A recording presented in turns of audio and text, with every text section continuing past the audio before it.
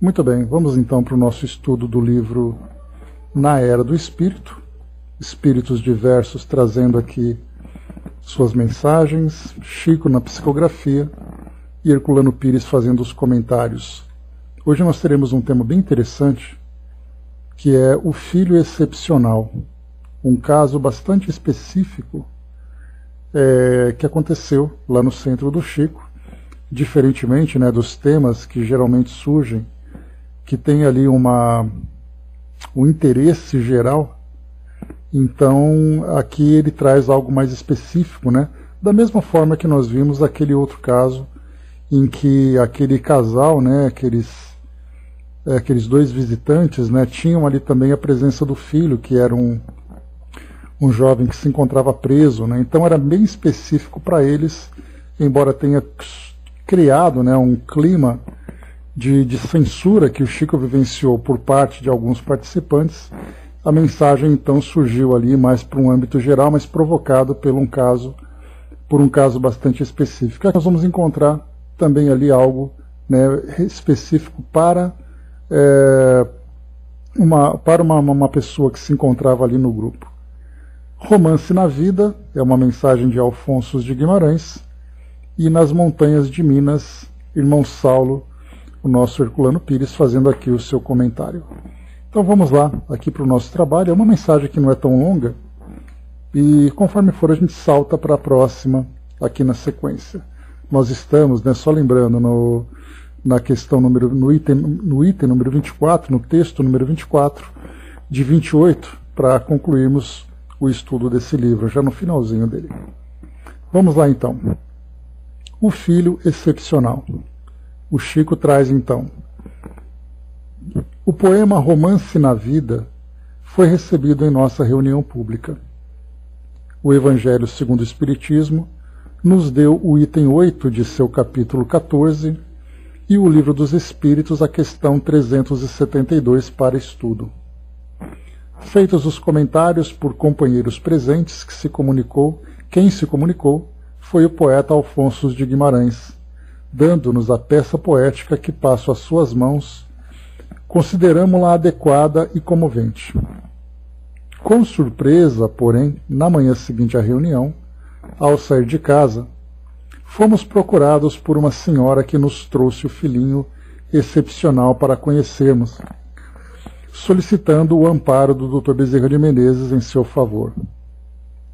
Essa senhora, em quase penúria, disse-nos haver estado presente na reunião pública da véspera. Só não trouxera o pequeno enfermo por ter chegado já muito tarde, procedente de Ouro Preto. Deixara o doentinho em descanso numa pensão. Conquanto muito sofredora, prestara atenção à mensagem e viera pedir uma cópia. Comovi-me muito e fiquei meditando no assunto. Uma nota aqui trazida também. O item 8 do capítulo 14 de O Evangelho segundo o Espiritismo trata do parentesco corporal e espiritual, mostrando que os espíritos não se ligam pelos chamados laços de sangue, mas por afinidades espirituais. O item 372 de O Livro dos Espíritos consiste na seguinte pergunta de Kardec: qual o objetivo da providência ao criar seres desgraçados como os cretinos e os idiotas? A resposta dos espíritos é a seguinte: são os espíritos em punição que vivem em corpos de idiotas. Esses espíritos sofrem com o constrangimento a que estão sujeitos e pela impossibilidade de manifestar-se através de órgãos não desenvolvidos ou defeituosos. Bom, aqui nós temos então dois textos, Primeiro, aqui do Evangelho segundo o Espiritismo, que fala sobre o parentesco corporal e o parentesco espiritual. Nós já tivemos a oportunidade de estudar, no Evangelho segundo o Espiritismo, como coloca aqui nos itens iniciais: os laços do sangue não criam forçosamente os liames entre os espíritos. O corpo procede do corpo, mas o espírito não procede do espírito, porquanto o espírito já existia antes da formação do corpo. Não é o pai quem cria o espírito de seu filho, ele mais não faz do que lhe fornecer o invólucro corpóreo, cumprindo-lhe, no entanto, auxiliar o desenvolvimento intelectual e moral do filho para fazê-lo progredir.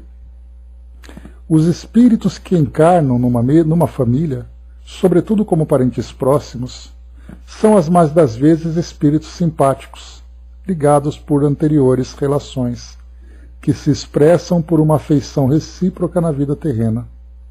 Mas também pode acontecer sejam completamente estranhos uns aos outros esses espíritos, afastados entre si por antipatias igualmente anteriores que se traduzem na Terra por um mútuo antagonismo, que aí lhe serve de provação. Não são os da consanguinidade os verdadeiros laços de família, e sim os da simpatia e da comunhão de ideias, os quais prendem os espíritos antes, durante e depois de suas encarnações. Segue-se que dois espíritos, dois seres nascidos de pais diferentes, podem ser mais irmãos pelo espírito do que se o fossem pelo sangue. Podem então atrair-se, buscar-se, sentir prazer quando juntos, ao passo que dois irmãos consanguíneos podem repelir-se conforme se observa todos os dias. Problema moral que só o Espiritismo podia resolver pela pluralidade das existências.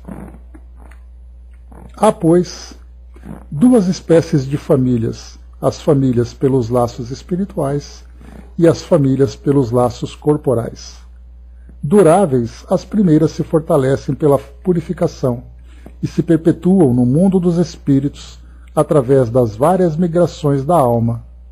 As segundas, frágeis como a matéria, se extinguem com o tempo e muitas vezes se dissolvem moralmente, já na existência atual. Foi o que Jesus quis tornar compreensível, dizendo de seus discípulos: aqui estão minha mãe e meus irmãos, isto é, a minha família pelos laços do Espírito, pois todo aquele que faz a vontade de meu Pai, que está nos céus, é meu irmão, minha irmã e minha mãe. Então esse trecho foi lido, né, na reflexão daquela reunião com o Chico. E aí também depois veio, a título de estudos, né, essa questão do idiotismo e loucura, né? Lembrando, né, que o idiotismo, cretinismo, que hoje são utilizados, né, expressões utilizadas de uma forma pejorativa, de uma forma ofensiva, na verdade, né, é um diagnóstico que a medicina tem, e tinha também, já não se usam mais essas expressões, né, mas são de deficiências, né, consideradas deficiências intelectuais, né? O cretinismo, por exemplo, é uma doença que ela é hoje, né, muito preocupante para os pediatras, acompanhando gestação, quando, por exemplo, tem ali uma deficiência de iodo e, consequentemente, uma má formação neurológica do feto. Isso faz com que seja irreversível e é bastante grave, né? Portanto, então, o cretinismo é uma doença hoje, né, no catálogo médico. Mas muito mais do que a análise que é feita, né, de uma forma mais científica, a doutrina vem trazer para nós aqui numa pergunta muito importante que Kardec apresenta sobre a questão espiritual dessa situação. Então, na questão 371 que foi colocado para nós aqui, foi 372, desculpem, mas vamos para as duas, né? 371. Tem algum fundamento o pretender-se que a alma dos cretinos e dos idiotas é de natureza inferior? A resposta é nenhum. Eles trazem almas humanas, não raro mais inteligentes do que supondes, mas que sofrem da insuficiência dos meios de que dispõem para se comunicar, da mesma forma que o mudo sofre da impossibilidade de falar. Depois, na 372, que foi essa, né, a questão estudada naquele grupo,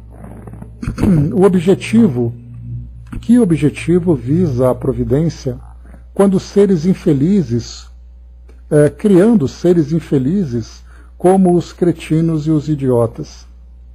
A resposta: os que habitam corpos de idiotas são espíritos sujeitos a uma punição.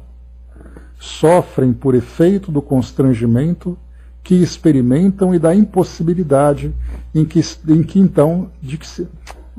estão de se manifestarem mediante órgãos não desenvolvidos ou desmantelados. Depois, então, na questão 372, não há, pois, fundamento para dizer-se que os órgãos nada influem sobre as faculdades? Ou seja, né, os órgãos, o corpo físico, traz alguma influência sobre as faculdades do espírito, né? Nunca dissemos que os órgãos não têm influência.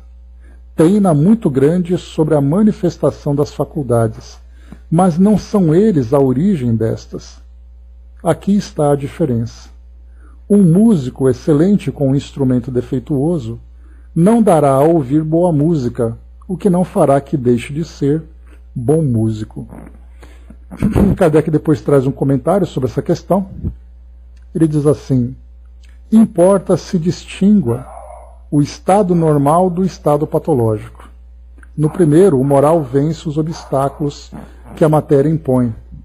Há, porém, casos em que a matéria oferece tal resistência que as manifestações anímicas ficam obstadas ou desnaturadas, como nos de idiotismo e de loucura. São casos patológicos e, não gozando nesse estado a alma de toda a sua liberdade, a própria lei humana a isenta da responsabilidade de seus atos. Né? E depois aqui continua com algumas questões, né, que a gente vai oportunamente voltar a estudar, mas se pergunta exatamente, né, qual é o mérito disso tudo na questão 373, né, o que se pode aproveitar, já que esses espíritos ali, né, não conseguem fazer nem o bem nem o mal e estão incapacitados. É uma expiação decorrente do abuso que fizeram de certas faculdades. É um estacionamento temporário.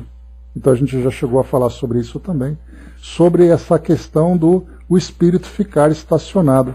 Então a gente sabe que o progresso sempre vai acontecer, mesmo que esse progresso se manifeste aparentemente com o retrocesso, né? Ou seja, o espírito tem que, na visão exterior que nós temos, ele tem que dar um passo atrás para depois avançar no seu progresso.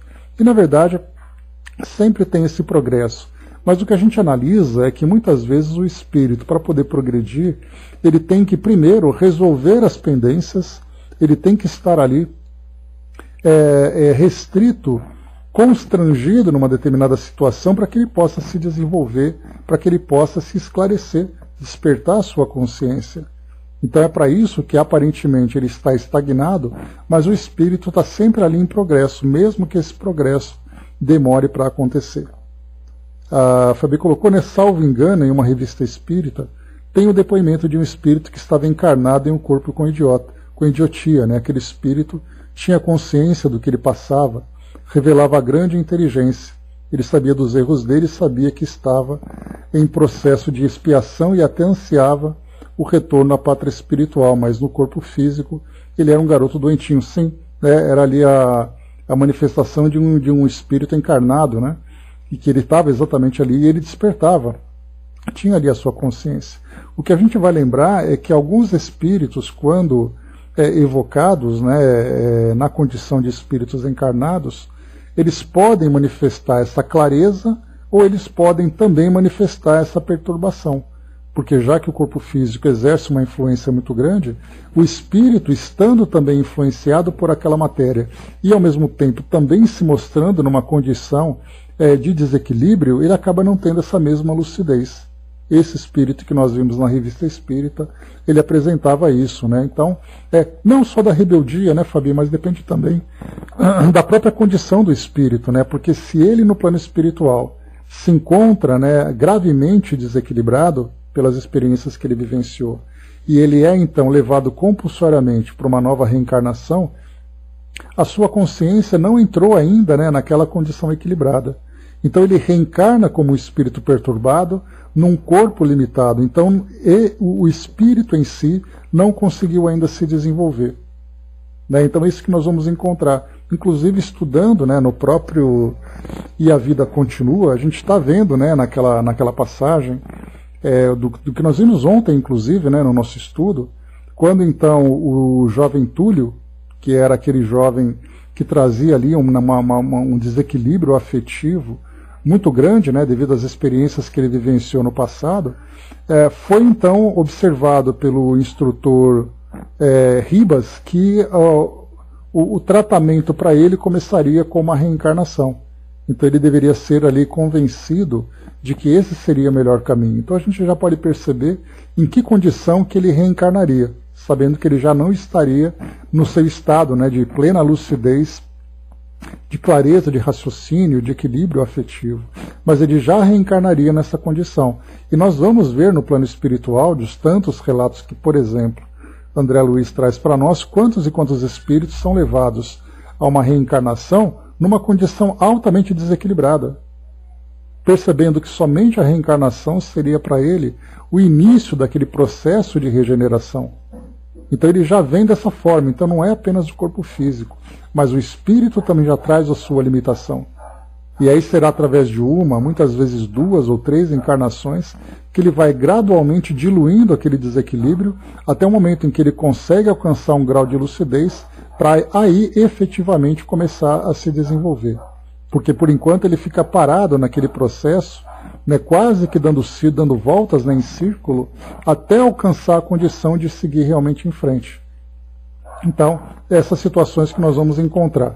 Bom, então aqui nesse caso, a gente viu que esses dois assuntos, então, tanto o parentesco, né, aqui, só lendo novamente aqui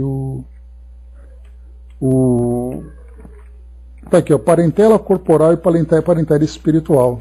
Então, foi trazido então esse primeiro item do Evangelho, mostrando ali que os indivíduos que compõem uma família não estão ali apenas unidos fisicamente pela parentela corporal, pela parentela sanguínea, pelos laços de sangue, mas também pela parentela espiritual, ou seja, espíritos comprometidos no passado, que voltam no mesmo grupo familiar para darem sequência ali, né, em suas jornadas evolutivas, nesse caso, tanto de uma forma individual, já que mesmo estando num grupo, cada um de nós tem ali o seu próprio compromisso pessoal, mas muitas vezes compromissos pessoais também vinculados a compromissos coletivos, né? Então por isso esse tema surgiu. E depois veio então aqui do Livro dos Espíritos essa questão, né, do espírito que nasce, né, com idiotismo, loucura, nessa condição de idiotismo e de loucura.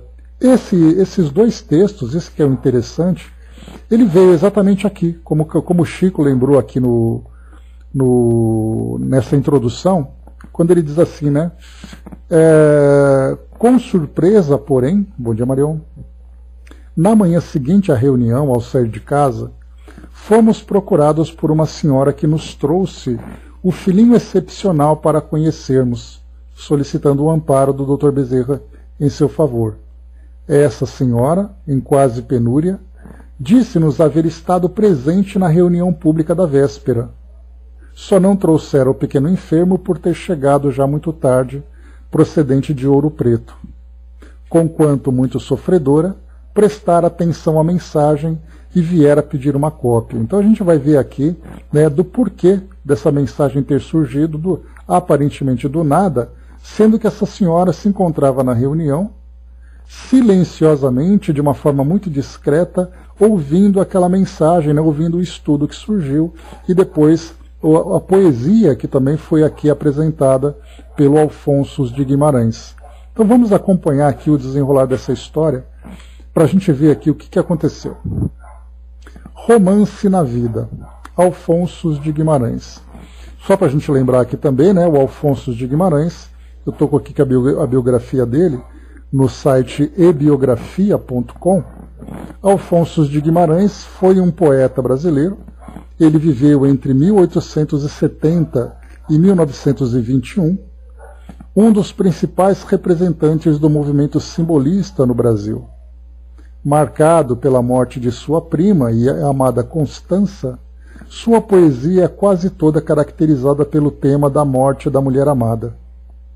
Todos os outros temas que explorou, como religião, natureza e arte, de alguma forma, se relacionam com o mesmo tema da morte. Aí depois conta a história dele, né, que ele era ali apaixonado aos 17 anos pela prima, e a prima, vindo a desencarnar, fez com que ele então entrasse, né, nesse processo, né, de de sofrimento, né, e a gente lembra, né, principalmente desses poetas dessa época, né, do romantismo brasileiro, eles eram, né, muito excêntricos.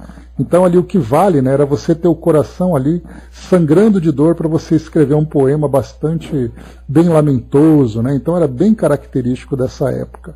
Ele desencarnou ali por volta dos 50 anos, né, por volta não, aos 50 anos ali praticamente, né, estava para completar 50 anos. Então o Alfonso, e aí a gente vai perceber também aqui, que dos poemas, né, que ele escrevia, sempre tendo como tema predominante, né, o amor e a morte, a gente vai ver que quando encarnados os poetas escrevem de uma forma, né, trazendo ali determinados temas. Depois que desencarnam, eles escrevem então outros temas, né? E foi aí então que o Alfonso, participando dessa reunião, né, fazendo parte ali, na verdade, né, da grande legião de poetas, né, que participavam com o Chico, trazendo agora temas, né, sobre a vida no mundo espiritual, né, sobre a desencarnação, sobre a reencarnação, enfim. Eles participam então trazendo, né, novos temas. Então, o Romance na Vida, o Alfonso traz então esse poema. Vejam bem como é interessante, né, fazendo ali a relação entre o estudo que foi feito, parentela espiritual, parentela corporal, e depois ali a reencarnação de um espírito num corpo restrito por doenças neurológicas severas, né? E aí então aquela senhora apareceu, tendo ela ali um filhinho nessa condição, e ela então, né, observando ali, já dá para a gente perceber que esse estudo foi direcionado para ela, né, do desenrolar que veio no dia seguinte. Então diz assim para nós o poema: no campo em que o luar engrinalda e escumilha, o par freme de amor, a noite dorme e brilha. Ele, o poeta aldeão, era humilde pastor. Ela, a fidalga, expunha a mocidade em flor. Ao longe da mansão, quantos beijos ao vento, quantas juras de afeto à luz do firmamento. Em certa noite, a eleita envia a antigo pajem, que entrega ao moço ansioso imprevista mensagem. Perdoe, a carta diz, se não lhe fui sincera, desposarei agora o homem que me espera. Nunca deslustrei o nome dos meus pais, nosso amor foi um sonho nada mais.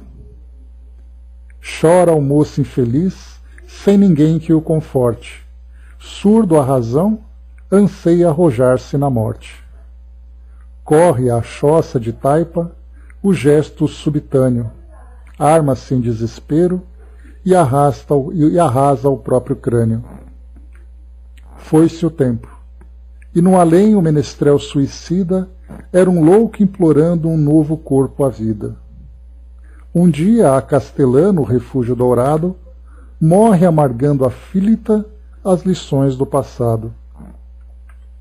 Pendem alvos jasmins no féretro suspenso, filhos clamam a Deus em volutas de incenso. Largando-se por fim dos enfeites de prata, sente-se agora a dama envelhecida e ingrata. Lembra o campo de outrora e o pobre moço aldeão, pede para revê-lo e rogar-lhe perdão. Encontra-o finalmente em vasta enfermaria, demente, cego e mudo, em angústia sombria.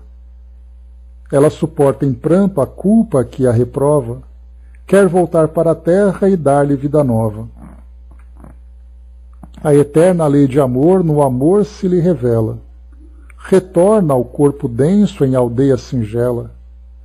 Hoje, mãe a sofrer, fina-se pouco a pouco, carregando no colo um filho mudo e louco. E enquanto o enfermo espraia o olhar triste sem brilho, ela vive a rogar, não me deixes, meu filho. O romance prossegue e os momentos se vão. Bendita seja a dor que talha a perfeição. Né? Então aqui nós temos, né,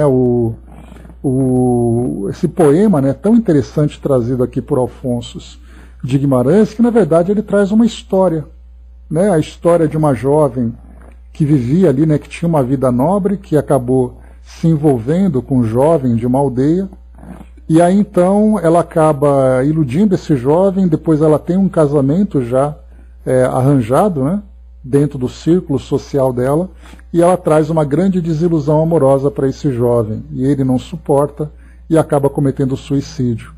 Ela, depois de muitos anos na vida dela, trazendo essa amargura no coração, volta ao plano espiritual tomada de grande culpa, vai ao encontro daquele espírito, daquele jovem, e o encontra nessa condição de tanto desequilíbrio. E aí então ela pede, como prova de amor, que retorna ao corpo físico, só que agora não mais na condição de nobreza, mas na condição de penúria, trazendo no colo aquele mesmo espírito que ela desiludiu no passado. E aí então a gente vê aqui, no final, o romance prossegue e os momentos se vão. Bendita seja a dor que talha a perfeição. Então, belíssimo poema, e uma história também bastante triste, mas bastante esclarecedora para nós também. A Angelina lembrou ali que hoje só tem Luluzinha, pelo menos do lado de cá, Angelina? A gente tem ali a cota masculina sendo representada também lá do outro lado, dando apoio. A Fabi colocou, e aí a gente vê os processos educativos das expiações, todos estão aprendendo em vários aspectos, e se Deus quiser serão todos felizes um dia, Então esse é o propósito, esse é o grande objetivo. Mas muito bem, então Herculano Pires agora traz aqui um comentário para nós, Nas Montanhas de Minas, lembrando que Alfonso de Guimarães, ele era de Ouro Preto, ele nasceu em Ouro Preto. Então, Nas Montanhas de Minas. Cabe reproduzir aqui estas palavras de Fernando Góes sobre o poeta comunicante. Então aqui ele reproduz para nós aqui, o Fernando Góes, o Herculano Pires reproduz então esse trecho. Alfonso de Guimarães foi sempre um tímido que nunca ambicionou outra coisa senão compor seus versos místicos de amores tristes na solidão das montanhas de Minas. Então aqui essa menção retrata bem ali as características de Alfonso de Guimarães. A solidão das montanhas de Minas está cheia de assombros do que pode supor o ensaísta e historiador do nosso simbolismo no volume 4, de Panorama da Poesia Brasileira. Alfonso de Guimarães continua a vagar por ali, onde agora descobre histórias mais tristes de amor, para cantá-las através da harpa mediúnica de Chico Xavier. O estilo e a temática do poeta o identificam nesse poema que nos envia inesperadamente do além. Diz o médium que ficou meditando no assunto, ao ser abordado pela pobre mãe, que lhe pedia a cópia do poema. Na sua modéstia e na sua humildade, Chico não quis chegar por si mesmo às conclusões que vamos tirar desse episódio mediúnico. As aparentes coincidências que o marcam revelam a verdade oculta. São o que hoje se chama em parapsicologia de coincidências significativas, mas num sentido mais amplo.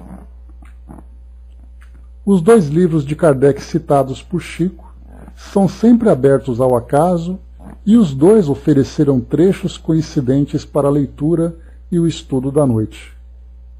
O poema de Alfonso de Guimarães, através dos diversos comentários, cada comentarista encarando o tema a seu modo, restabelecem o fio das coincidências ao contar uma história antiga, de amor triste e frustrado, ao gosto do poeta quando em vida. Chico não sabia da presença da mãe infeliz na sessão. A mãe, entretanto, apesar de sua situação de miséria e aparente ignorância, captou no poema a sua própria história, vivida em encarnação anterior nos tempos medievais. É assim que a verdade oculta se revela para os que têm, como ensinava Jesus, olhos de ver e ouvidos de ouvir. Na solidão das montanhas de Minas, uma tragédia europeia veio ter o seu desfecho em nossos dias. E o poeta dos amores tristes, que nasceu, viveu e morreu em Ouro Preto, incumbiu-se de revelá-lo em seus versos límpidos, perfeitos, carregados da mesma melancolia que impregna toda a sua musa, usando agora a psicografia de Chico Xavier. Né? Então, uma história bem interessante, que isso traz para nós, né, que para nós, né, que gostamos, né, de conhecer um pouco mais. A gente estava até falando sobre isso, né, Fabi? Sobre essas curiosidades que nós, estudantes da doutrina, ainda temos, de querer conhecer um pouquinho das histórias das pessoas, de conhecer um pouquinho sobre essas aventuras e desventuras, né, que se desenrolam aqui no plano físico e também no plano espiritual. Então a gente tem esse interesse, né, tanto que um dos livros que nós vamos ler aqui, né, terminando essa trilogia do Chico, que começou, né, com Chico Xavier Pede Licença, Na Era do Espírito é o segundo livro, e o terceiro que a gente vai fechar é o Astronautas do Além. Mas depois a gente vai trazer também o livro Baú de Casos, que é um livro que eu gosto muito, que ele é bem interessante para nós, e como o próprio nome diz, né, Baú de Casos, vai trazer através de crônicas, através de poesias, né, muitas situações que trazem para nós, na prática, embora nesse formato, né, nessa estrutura de poesia, vai trazer para nós ali a aplicação das diversas leis que nós vamos aprendendo no estudo da doutrina espírita, como lei de causa e efeito, por exemplo, né? Então a gente vai encontrar nesse livro, né? Então, estudando o Baú de Casos, assim como estudando essa poesia de Alfonso de Guimarães, a gente viu ali o desenrolar de uma história. E aí a gente vai perceber também, né, quando, como estudantes da doutrina, nós olhamos para o mundo e começamos a ver cada indivíduo vivendo a sua própria história.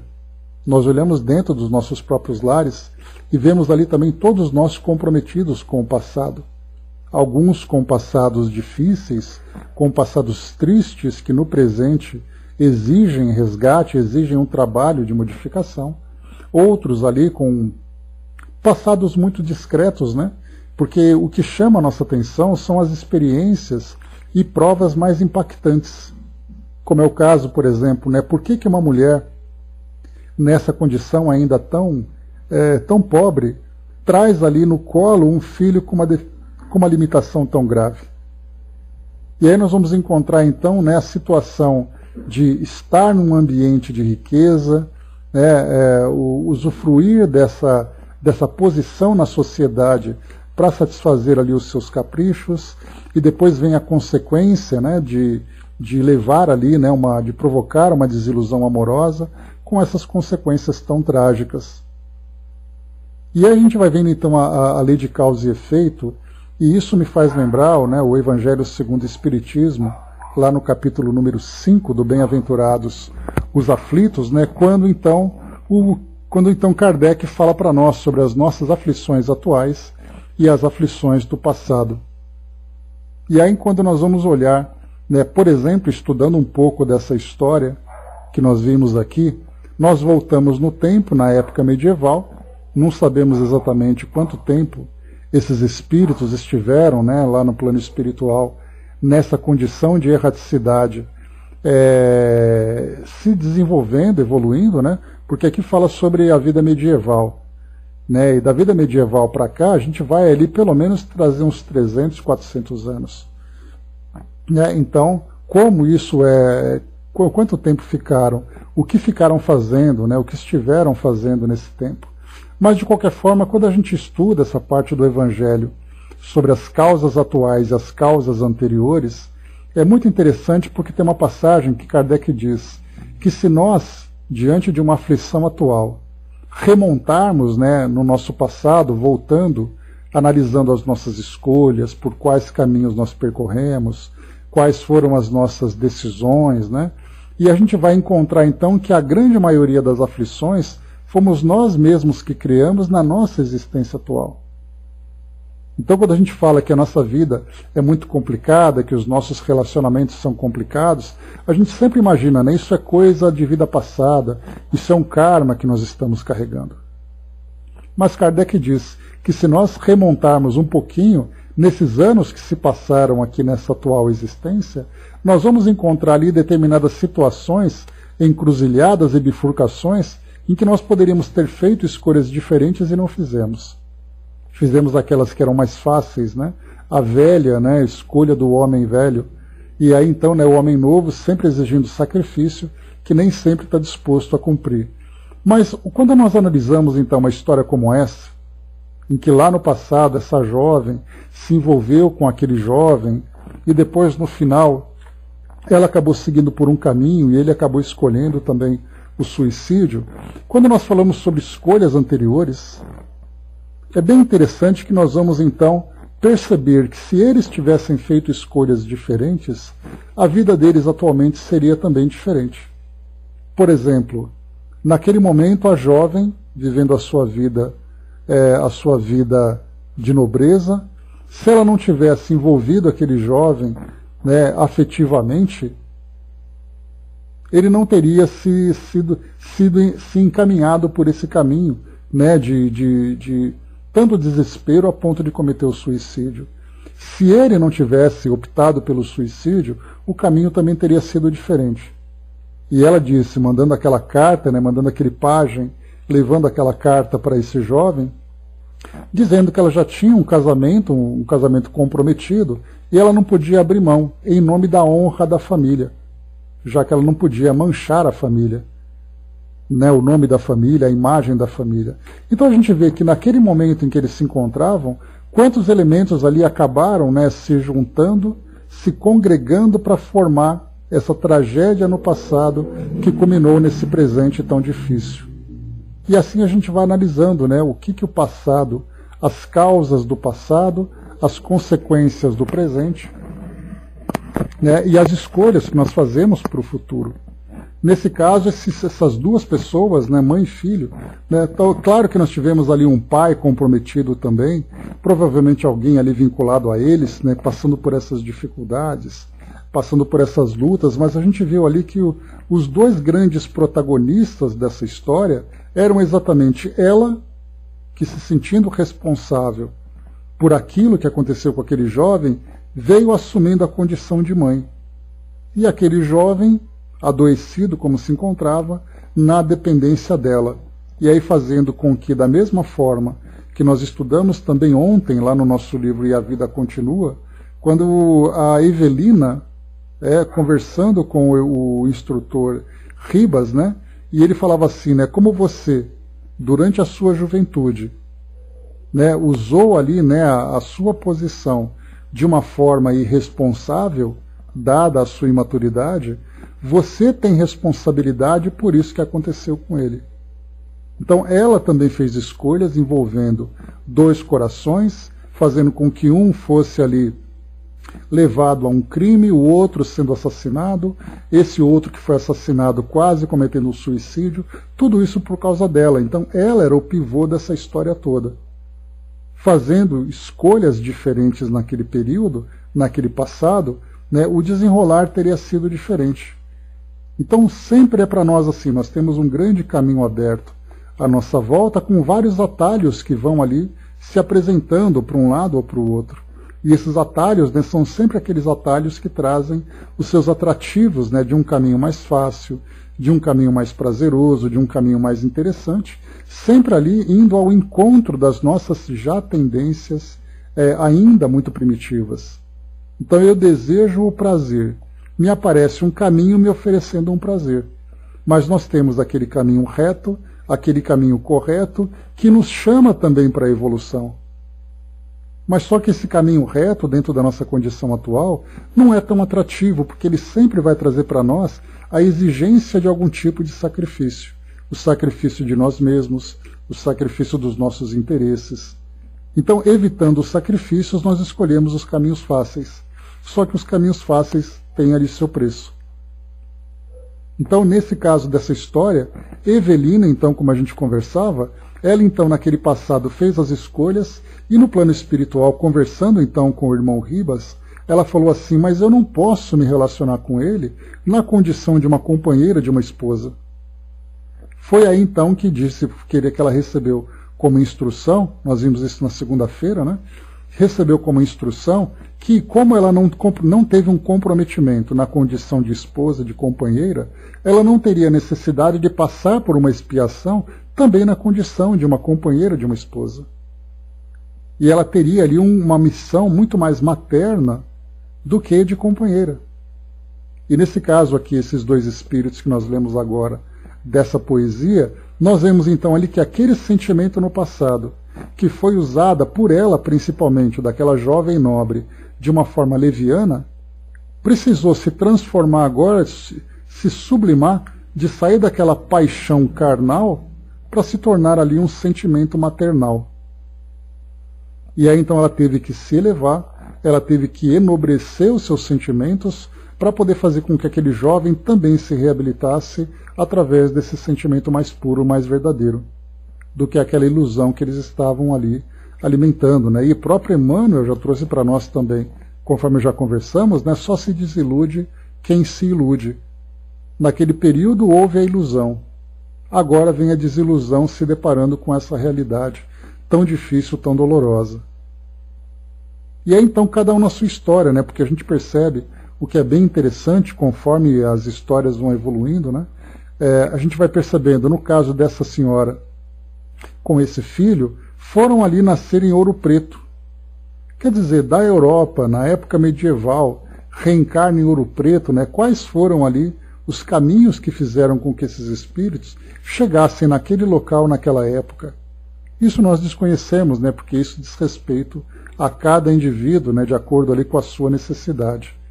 Mas, de qualquer forma, seja lá onde estiverem, estão ali vivendo as suas histórias. E assim a gente vai encontrar também aqui no nosso mundo, seja aqui no nosso país, seja em outros países, né? Até mesmo, né, quando nós falamos sobre esses ambientes tão tumultuados que nós estamos encontrando no nosso mundo hoje, né, com conflitos, com guerra e tudo mais, nós vemos ali quem são aqueles espíritos comprometidos com aquela história.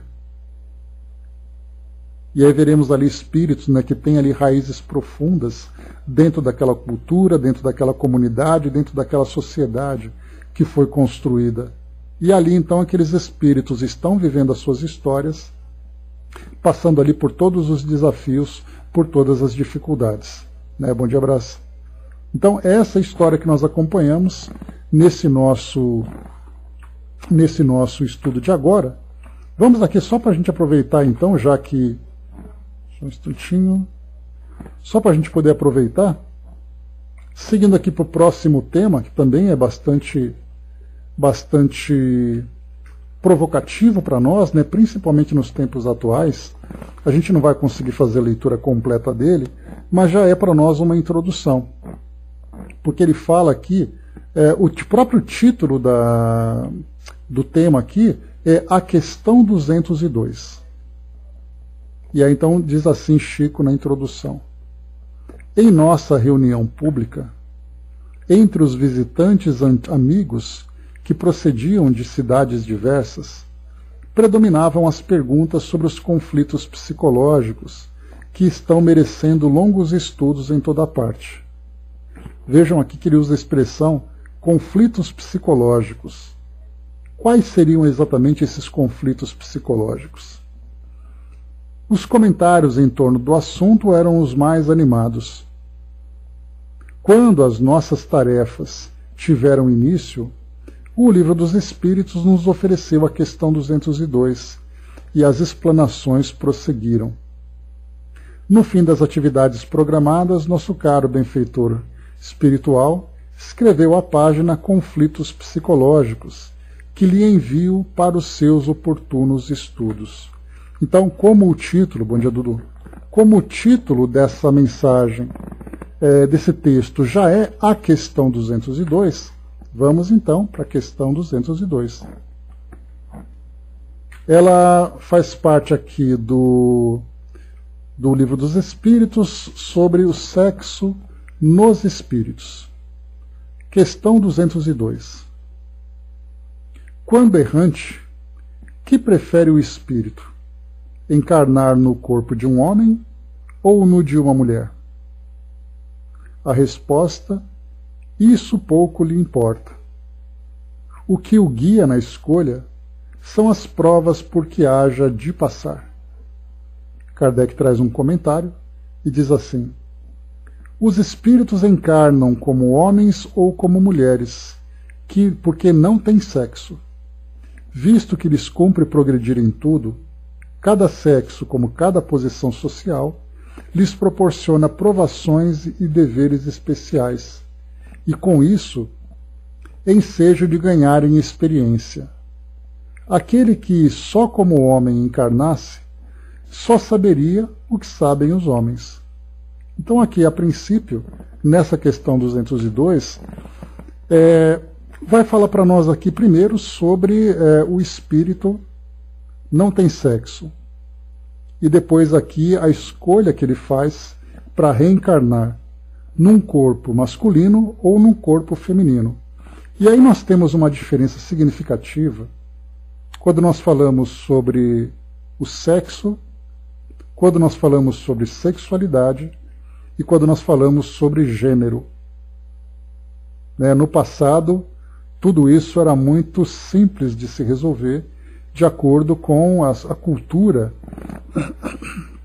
de acordo com o conceito, os conceitos e preconceitos da nossa sociedade.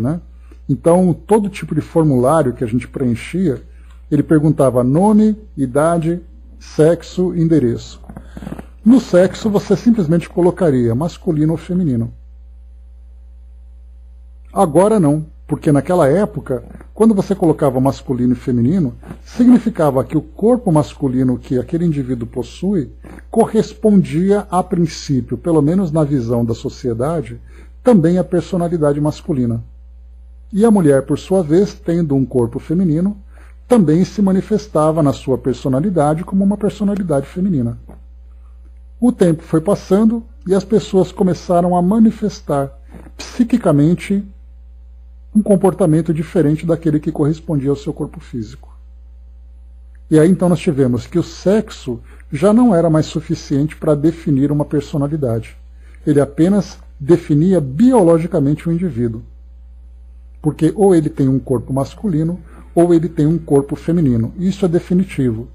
E o que nós vamos encontrar ali de algumas alterações biológicas, genéticas, que vão fazer com que alguns corpos misturem alguns órgãos de manifestação física. Mas o espírito por si só ele traz ali a sua personalidade. Então o sexo nós vamos definir biologicamente. A sexualidade diz respeito de que forma que o indivíduo vivencia a sua sexualidade. Então ele pode ser, por exemplo, homossexual, ele pode ser bissexual, porque ele vai experimentar as experiências da sexualidade de acordo com os parceiros com quem ele busca prazer, com quem ele tem interesse. Então isso é sexualidade. E quando nós falamos em gênero, aí sim nós falamos de uma manifestação psíquica. Como o indivíduo se identifica na sua personalidade. Ele se vê como homem, ele se vê como mulher, ele se vê como outros tantos gêneros que nós encontramos hoje. Então nós temos hoje esses 3 grupos que precisam ser considerados. A biologia, a forma como o indivíduo se relaciona e a forma como o indivíduo se identifica. Hoje nós temos então essa grande diversidade, tanto que esse grupo que nós encontramos hoje, que procura ali um grupo de minorias, que procura sempre encontrar ali a sua liberdade de expressão, procura encontrar o seu espaço dentro da sociedade, hoje tem aquele nome de LGBTQIA+. Então começa com L, com lésbicas, G, gays, B, bissexuais, T, transexuais, e depois tem outras tantas siglas que vão surgindo. É bem interessante que eu fiz uma pesquisa certa vez sobre esse tema, e nos Estados Unidos eles catalogam mais de 25 gêneros diferentes. E não me perguntem de que forma que eles se manifestam, porque realmente eu não consigo compreender. E isso porque precisaríamos entrar nesse universo, conversando, conhecendo as pessoas, entendendo o seu modo de pensar e aquilo que eles desejam ser, para podermos entender. Mas de qualquer forma nós temos hoje esses movimentos que buscam esses espaços. Nessa nossa época atual é um tema muito sensível, é um tema muito delicado. Mas quando esse tema surgiu, lá em 1900 e na década de 70, então a gente teve aqui, só para a gente lembrar, questão 202, e a mensagem de Emmanuel se chama Conflitos Psicológicos. E aí então a gente já pode ter uma ideia da profundidade desse tema e o quão polêmico ele é. Porque eu vou dizer, por exemplo, alguém que de certa forma tem um psiquismo que diferencia do seu corpo físico, que aqui Emmanuel coloca como conflito psicológico, que hoje não é aceitável isso.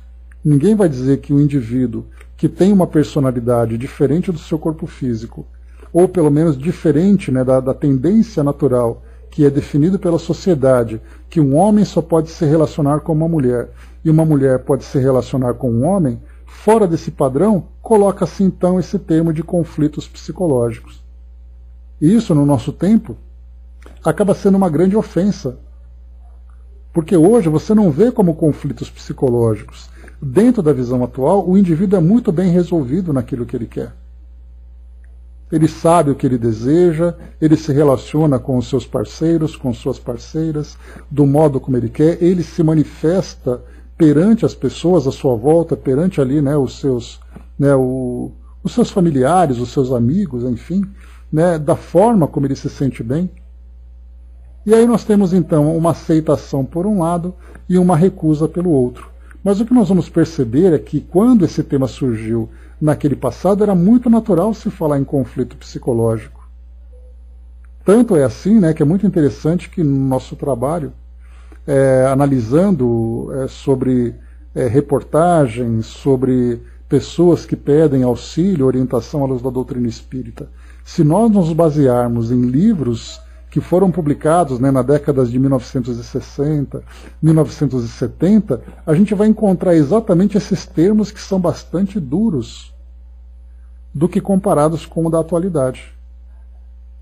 Nós tínhamos, por exemplo, a respeito da homossexualidade, no passado era chamado de homossexualismo. E esse termo ismo se referia a uma patologia. E no próprio livro, né, de diagnósticos médicos, era colocado o homossexualismo como distúrbio psiquiátrico. E aí então o tempo foi passando, esse termo foi tirado, a nossa sociedade foi tendo uma nova visão a respeito das manifestações do indivíduo, de acordo com a personalidade que ele se identifica, mas aí então nós vamos entrar aquilo que a nossa sociedade vê e aquilo que nós devemos observar à luz, não da doutrina espírita, mas à luz da realidade espiritual. Porque quando nós falamos em doutrina espírita, nós estamos falando num conjunto de esclarecimentos, de ensinamentos, que podem ser aceitos ou não, de acordo com a visão de cada indivíduo. Mas quando nós falamos à luz da realidade espiritual, nós vamos pensar quem é esse espírito, qual é a sua história, quais são os seus conflitos. Quando eu falo em conflito, da mesma forma que nós temos os nossos conflitos, qualquer pessoa tem os seus conflitos nas suas mais variadas áreas, né? Conflitos emocionais, conflitos psicológicos, conflitos existenciais, cada um tem o seu conflito. Mas então as pessoas que vivenciam as experiências dentro dessa área que trata, né, do gênero, da sexualidade e do sexo, quais são as suas histórias? Porque mesmo que nós estabeleçamos aqui um determinado padrão de comportamento, não significa que esse padrão de comportamento esteja condizente com a realidade do espírito. E aí é o grande desafio, porque falar desse assunto nos nossos tempos atuais é um assunto extremamente sensível, extremamente delicado.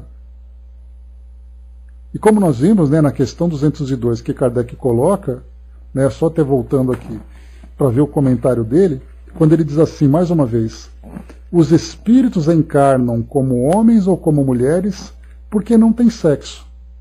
Então, claro que essa visão de Kardec é uma visão bastante elevada sobre essa realidade, né? Quando você reencarna como homem ou como mulher, porque eles não têm sexo. Mas o espírito, de fato, não tem sexo. Mas a influência da personalidade ela é muito forte. De acordo com a influência que a última existência, por exemplo, ou as últimas existências de um indivíduo exerceram sobre o seu psiquismo, ele acaba deixando essa imparcialidade do sexo, né, da sua natureza espiritual, e ele acaba se identificando com a personalidade que ele tinha no mundo físico. Então ele reencarna, ele viveu como homem, ele viveu como mulher, ele viveu com outro gênero, ele chega no mundo espiritual com a mesma personalidade. E a gente lembra muito, né, a gente diz assim, o espírito se manifesta no mundo espiritual com a mesma aparência que ele teve da sua última existência. E a gente vai lembrar que não são apenas as aparências, mas também ali os seus conceitos, preconceitos, gêneros, tendências, conflitos. Ele continua sendo exatamente quem ele era. E quanto mais próximo da vida no mundo material, né, da reencarnação desse estágio evolutivo, mais forte e mais marcantes são os traços da sua personalidade. Mas Kardec continua, ele fala então aqui para nós que, visto que lhes cumpre progredir em tudo, cada sexo, como cada posição social, aqui eu gostei dessa ideia de Kardec, como ele coloca assim, né, o indivíduo que reencarna, né, para viver ali numa sociedade que pode aceitá-lo por aquilo que ele é, ou pode ali criar obstáculos, criar preconceitos, dificultando a sua trajetória. Então, essa manifestação de sexo e de personalidade também vai fazer com que o espírito seja favorecido ou traga ali prejuízos para o seu desenvolvimento. E aí a gente vai perceber, né, que não é somente sobre isso. Então ele vai ter ali, nós tivemos, por exemplo, antes de ontem, né, a celebração, né, do Dia Internacional da Mulher. E por que é o Dia Internacional da Mulher? Porque é aquele dia em que as mulheres buscam manifestar os seus desejos, manifestar, né, as suas vontades, tentando ali quebrar aqueles preconceitos, né, que foram impostos durante tantas e tantas e tantas gerações. Então, ser mulher numa sociedade patriarcal é muito difícil. Da mesma forma que ser um indivíduo de uma determinada etnia vivendo num grupo também terá obstáculos. Da mesma forma que uma posição social que o indivíduo tenha, também vai ter, de acordo com a própria manifestação do seu corpo, como a gente viu no estudo anterior, trazendo uma deficiência física, uma deficiência intelectual, tudo isso vai trazer para ele facilidades ou dificuldades dependendo de onde ele veio. Então isso faz com que o espírito tenha uma maior ou menor facilidade para poder ali se desenvolver. E claro que todos os obstáculos que surgem são necessidades que o espírito tem de sublimar a sua consciência, de se elevar como espírito. Porque ali, aquele obstáculo que surge é para ele um estímulo, ou nós podemos dizer que é para ele uma provocação, para que ele então se manifeste diante da provocação. E aí então ele vai se manifestar com rebeldia, com revolta, com humildade, com lucidez, com coragem. Tudo isso são estímulos que cada indivíduo vai ter. Assim como da mesma forma também de todos esses elementos que nós vimos, como sexo, como etnia, como posição social, como as características do corpo físico também. O indivíduo que é baixo, o indivíduo que é alto, o indivíduo que é obeso, o indivíduo que é magro. Ou seja, tudo isso são, né, numa sociedade como a nossa ainda tão limitada, né, em termos de compreensão da natureza espiritual, todos esses elementos trazem desafios para que o indivíduo possa se desenvolver. E claro, sendo desafios, é porque o espírito tem necessidade. Ninguém vai viver um desafio sendo que ele não tenha o porquê, o motivo para fazer aquilo. É da mesma forma, né, um aluno que faz uma prova na escola, ele precisa se estudar, ele precisa estudar e precisa se preparar para essa prova porque ele tem uma necessidade de um aprendizado. Se aquele aprendizado não precisasse ser testado, não haveria sentido para que a prova existisse. E no nosso caso aqui são provas morais que nós estamos vivendo. E são essas provas morais que vão nos estimular, nos incentivar para a nossa evolução. E aí Kardec, para complementar aqui, para a gente finalizar. Visto que lhes cumpre progredir em tudo, cada sexo, como cada posição social, lhes proporciona provações e deveres especiais, e com isso ensejo de ganharem experiência. Aquele que só como um homem encarnasse, só saberia o que sabem os homens, né, no sentido, né, de ideias, de pensamentos, de condutas dentro de uma sociedade. Então é muito importante essa introdução que nós fizemos agora, porque no próximo encontro a gente vai falar propriamente, né, da mensagem que foi trazida para nós, sobre a visão que nós temos desses conflitos psicológicos. E também fazer uma comparação entre a visão que se tinha de uma época para a visão que nós temos hoje. Mas, mais uma vez, o fato de nós evoluirmos em termos de visão de mundo não significa que nós estamos ali, né, nos afinando com as ideias do mundo espiritual, com a realidade espiritual. Bom, para a gente finalizar, uma mensagem que vem para nós aqui, muito obrigado pela participação, diz assim para nós, né? Queridos amigos, desejando-lhes muita paz, vamos a um recadinho amoroso para acalmar alguns corações ansiosos aqui presentes, ou que ainda nos ouvirão. Amigos, ninguém está privado do socorro espiritual. Não há que os amam e os assistem em suas... Muitos há que os amam e os assistem em suas dificuldades, embora nem sempre essa assistência fique evidente para vocês. Isso porque a assistência que prestamos visa o auxílio ao espírito que amamos e que está encarnado em provas que pediram, em experiências que necessitam e que sempre resultam em aprendizado, burilamento e aperfeiçoamento. Por outro lado, muitas vezes vocês nos pedem auxílio esquecidos dos ganhos permanentes que o enfrentamento das dificuldades traz. E lembramos que esses enfrentamentos a que nos referimos é quando vivenciamos os desafios, procurando, claro, soluções, mas sempre com paz no coração e muita fé nas atitudes. Ah, queridos, sempre os ajudamos sim, e sempre procuramos lembrá-los da capacidade que cada um traz de vivenciar as experiências, aprendendo e fazendo bem a si e ao outro com elas. E o Evangelho nos ensina isso. Procuramos lembrá-los de suas capacidades para superar dificuldades, do quanto vocês podem e já sabem, do quanto já poderiam ser felizes. Então, amigos, não deem força a pensamentos infelizes e que retiram as suas forças e a sua capacidade. Creiam em Deus, creiam na ajuda de Deus que não nos falta e no amor de muitos por cada um. Mas creiam também que cada um tem, como diz o ditado popular, o cobertor necessário para o frio a enfrentar. Esse cobertor que nos protege do frio, de novos erros e de sofrimentos desnecessários é o conhecimento, o preparo, as experiências que já trazem e sempre, sempre, sempre o Evangelho de Jesus. Que nosso querido Mestre nos abençoe e ilumine os pensamentos de cada um de nós. Então a mensagem aqui para a gente finalizar o nosso trabalho, né? Muito obrigado pela participação aqui conosco, trazendo, né, esse conforto, esse estímulo, né, diante dos tantos desafios, né? Porque cada um de nós aqui traz, né, a sua cota de desafio para esse momento que nós estamos vivendo. E desafios ali que atingem, né, as mais variadas áreas da nossa vida. Né? Então são desafios da nossa vida afetiva, desafios da nossa vida pessoal, desafios, né, da nossa vida em comunidade, cada um ali vivendo a sua experiência, né?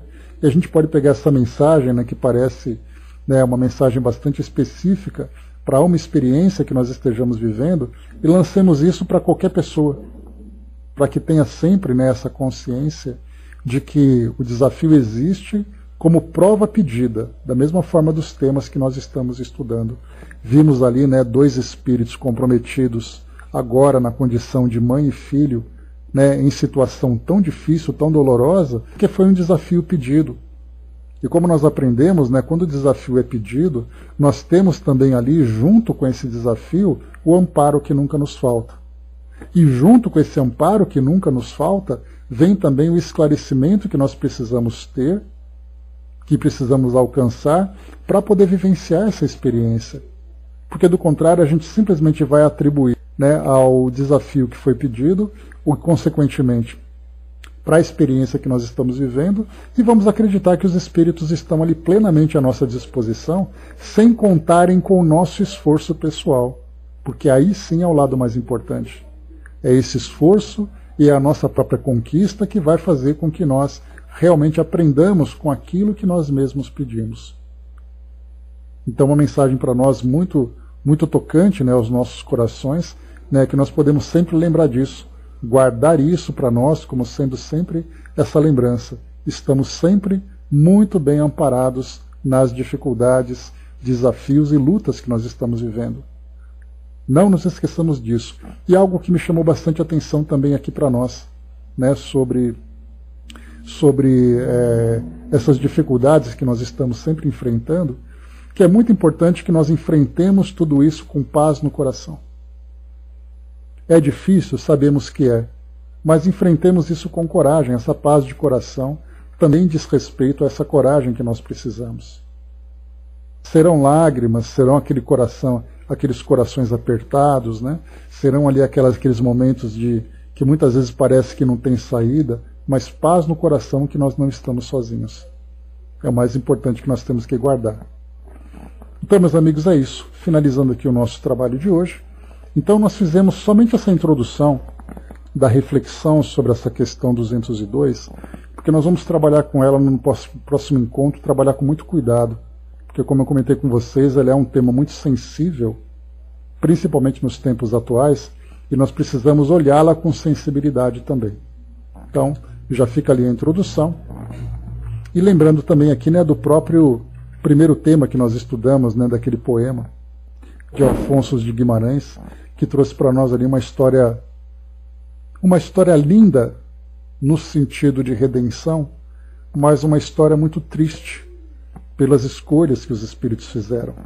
Mas a beleza